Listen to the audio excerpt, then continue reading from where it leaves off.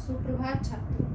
अभी तक मैंने आपको अकारांत पुल्लिंग, आकारांत स्त्रीलिंग, उकारांत, इकारांत, ऋकारांत ये सारे शब्दों को किस प्रकार याद किया जाएगा ये मैंने आपको सिखाया।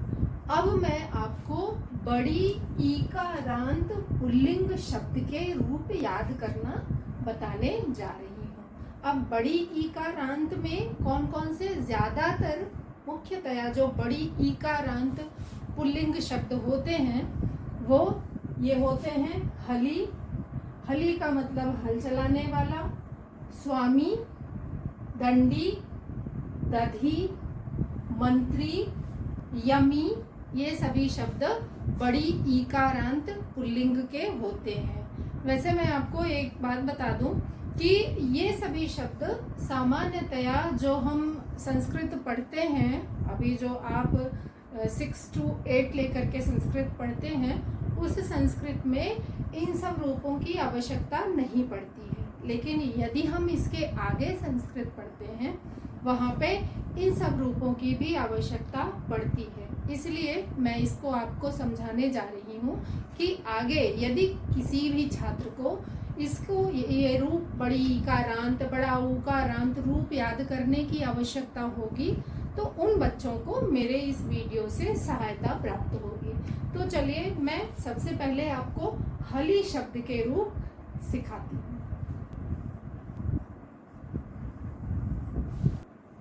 अब यहाँ पर देखिए मैंने दो विभक्तियों के रूप लिख दिए हैं, दो विभक्तियों के तीनों वचनों के, एक वचन, द्विवचन और बहुवचन के। तो जैसा कि मैंने बताया है कि प्रथमा विभक्ति कर्ता कारक होता है जिसका चिन्ह ने होता है।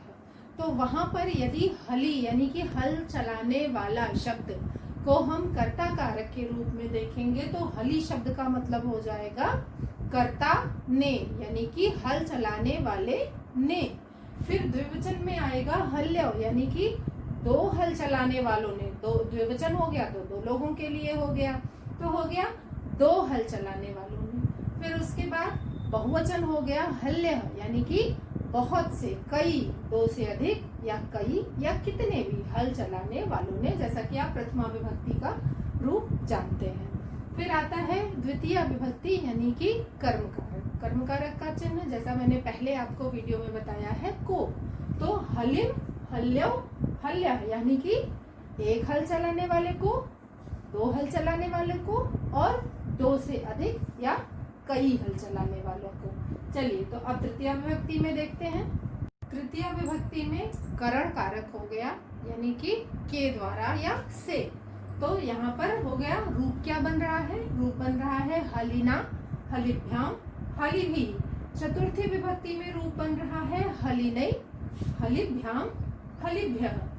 करण कारक का क्या हो गया, हल चलाने वाले के द्वारा, दो हल चलाने वाले के द्वारा और कई हल चलाने वाले के द्वारा। फिर चतुर्थी विभक्ति यानी कि संप्रदान कारक, तो को या के लिए, तो हल चलाने वाले के लिए, दो हल चलाने वालों के लिए और कई हल चलाने वालों के लिए। फिर इसके बाद पंचमी विभक्ति पर आते हैं। पंचमी विभक्ति हलिनः, हलिभ्याम, हलिभ्य।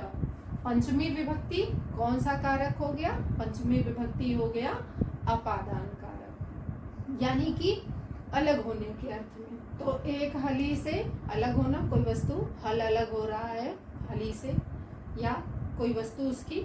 इस प्रकार से द्विवचन में भी हलिभ्याम यानी कि दो हल चलाने वालों से कोई वस्तु अलग होना, और हलिभ्य यानी कि कई हल चलाने वालों से वस्तु अलग होना। षष्ठी विभक्ति अर्थात संबंध कारक। संबंध कारक का चिन्ह का, के, की।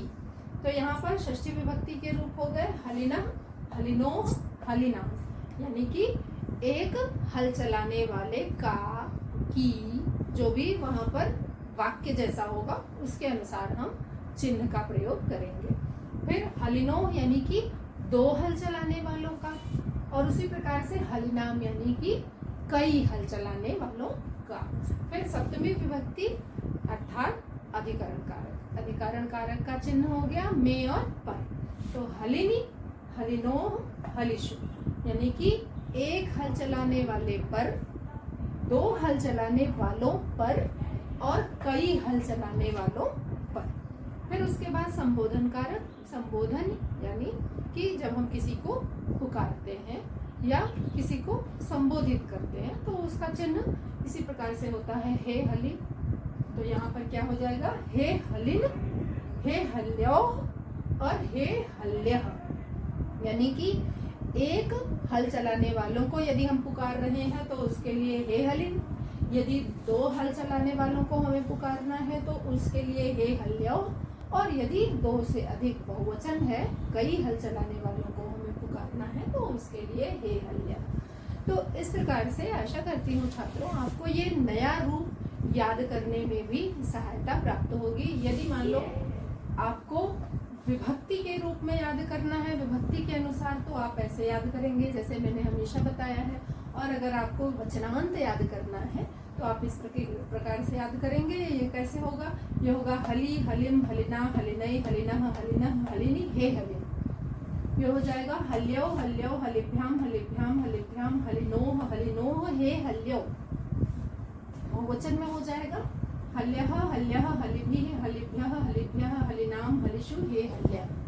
तो इस प्रकार से छात्रों आपको ये रूप याद करने में आसान हो जाएंगे। आप एक बार प्रयास करिए, इनको याद करिए और फिर मुझे कमेंट में बताइए कि आपको याद हो गया।